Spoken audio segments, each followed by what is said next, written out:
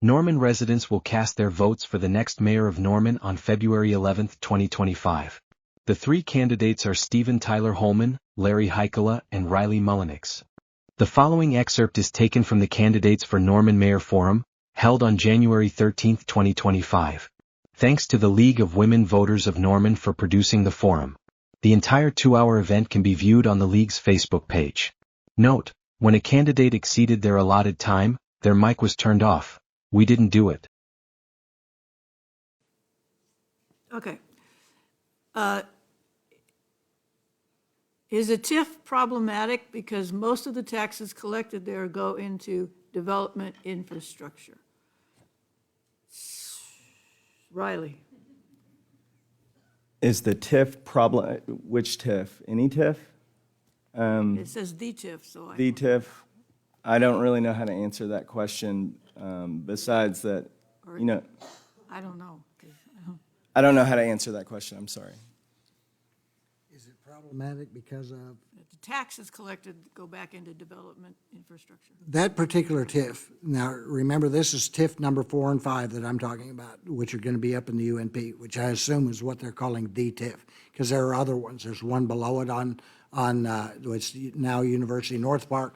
There's one just south of us in central Norman, and I'm missing one. Anyway, the thing that we're looking at in that is there are no new taxes. There had to be a way of not charging anybody any taxes that went to that development except for what comes from that property right there.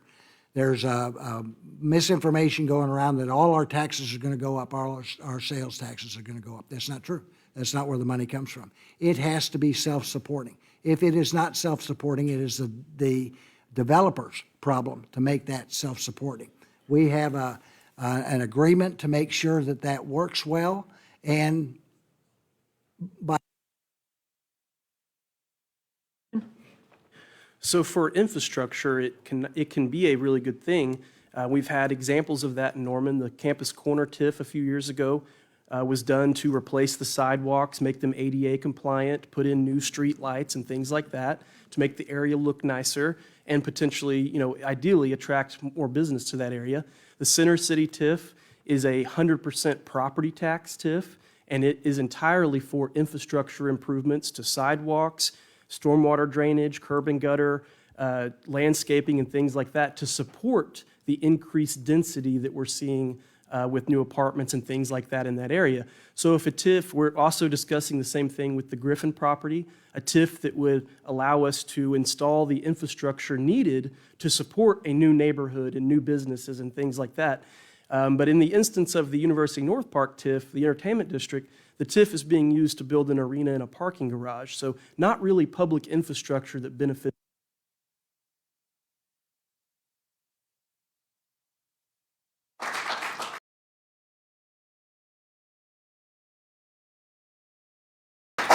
Okay. As our city grows, how will you keep our city safe? And would you grow our police force? Stephen? Growing our police, safety in Norman is a lot more than just having more police. It's an entire public safety apparatus, which also includes safe streets. Exponentially more people in Norman are killed every year in traffic collisions than are victims of homicide. We average less than 2 homicides per year, while we average more than 10 to 15 people are killed every year on our streets in crashes that are preventable with better street design. When the issue with population growth, as I mentioned, we've grown by over 20,000 people in the last decade, and our public safety services, including the police and fire department personnel, absolutely have to be able to keep up with the demand for calls for service so that people are not having to wait longer and that cases are able to get solved and that the fire department is able to respond in a timely manner when people need them. And it's very challenging. One police officer is about $150,000.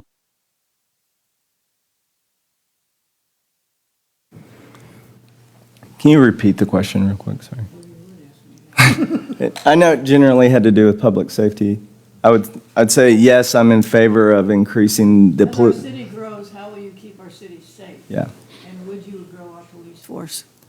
If the study that's coming out here shortly, I can't remember off the top of my head the name of that study, says that we need more police for Norman to be safe, then yes, I would be in favor of increasing the police force, and I think the way you do that is through the public safety sales tax.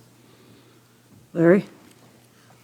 Yes, we do need to grow the force, and we need, as I've spoken about before, there's got to be a magic number that we come up with based on population. When we use the typical multipliers or factors that are published on how many firemen do you need per thousand, how many cops do you need per thousand, we come up to needing around 200 to 225 is what I think the report's going to do. That's my number, and it's a number. The other part of that is, as Stephen is saying, it's $150,000 for a cop. A brand-new cop costs $300,000. I got to give him a car. Have you bought a car lately? Got to give him guns and all kinds of other things, the training that he needs. So when we're doing that, when we're thinking about making $10 million, how many cops am I going to get out of that? Around 30, a little over 30. That's not enough. That's not 200. That's not 800. And it's amazing how much it is.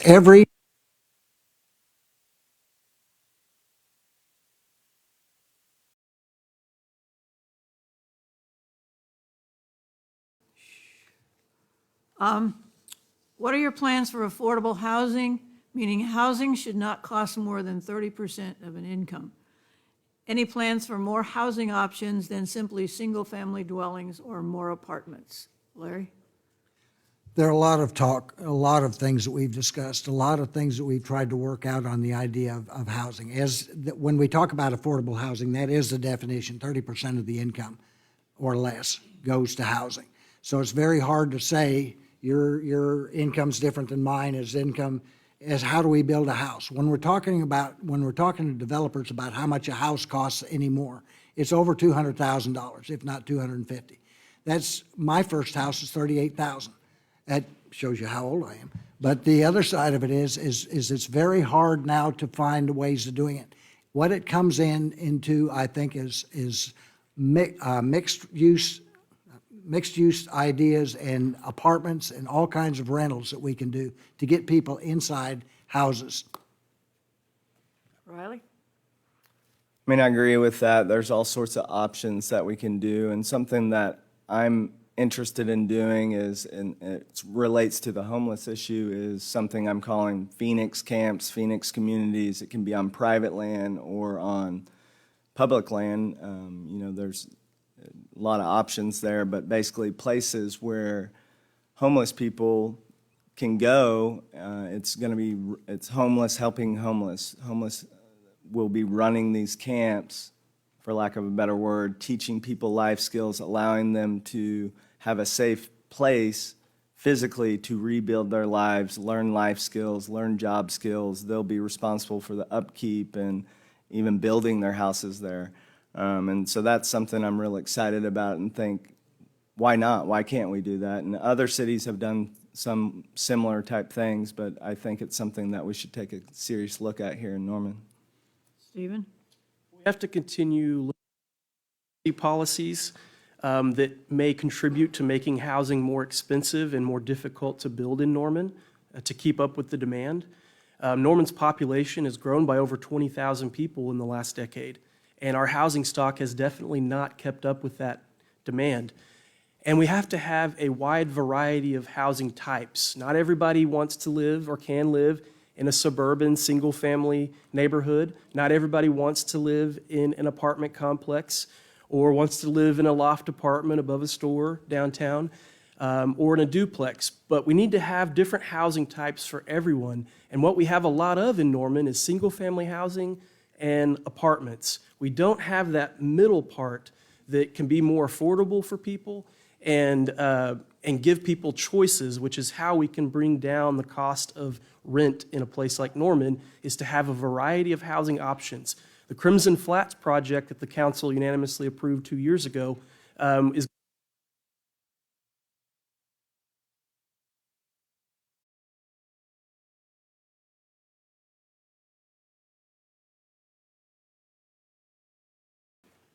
Can you hear me? Are we good now? All right. What do you believe is the most workable approach to resolving the problems associated with the homeless in Norman, and how would you pursue implementing it, and how would you fund it? And we'll start with Larry. Okay. The most workable approach, as far as I'm concerned, is to allow the people that know how to do this business to do it instead of the city doing what we're doing. We are not administrators that can work in that healthcare kind of an idea. Allowing people to do what they need to do to build those kind of shelters, to do whatever they want, to fund them, to put it in. With private entities doing that, it takes out the idea of people who want to be able to support that kind of housing and all the rest of that in the facilities. It has to be a through, then they can pay towards it. It has to have throughput. What we're not seeing now is that somebody comes to get help, they sit down and they get that help, they go through a series of things that are there to make their life better, and then they come out on the outside of that. It would have to be a process that allows somebody to go through and become sober and become a user.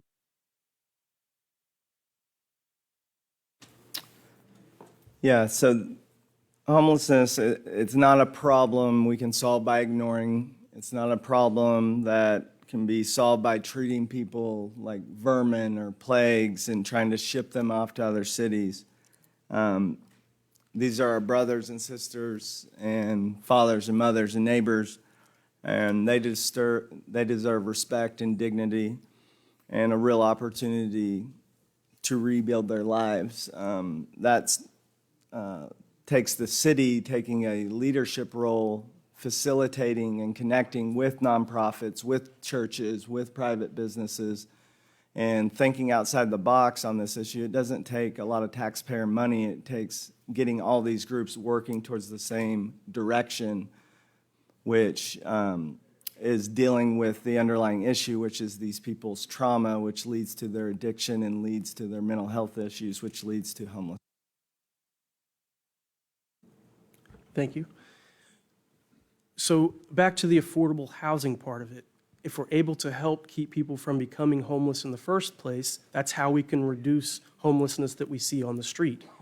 I think the city, we tried to operate a shelter ourselves with our own city staff to begin with. We stopped doing that 2 years ago and contracted with professionals that know what they're doing.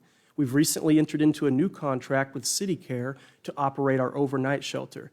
So to be clear, the city of Norman is not operating a shelter. We are funding it and providing a building, but we are not the ones actually operating it. Without the current shelter, there would be 55 people per night out on the streets of Norman right now that currently have a bed to sleep in every night, that have the ability to get connected to services, and we've been able to help get hundreds of people out of homelessness and into permanent housing over the last 2 years.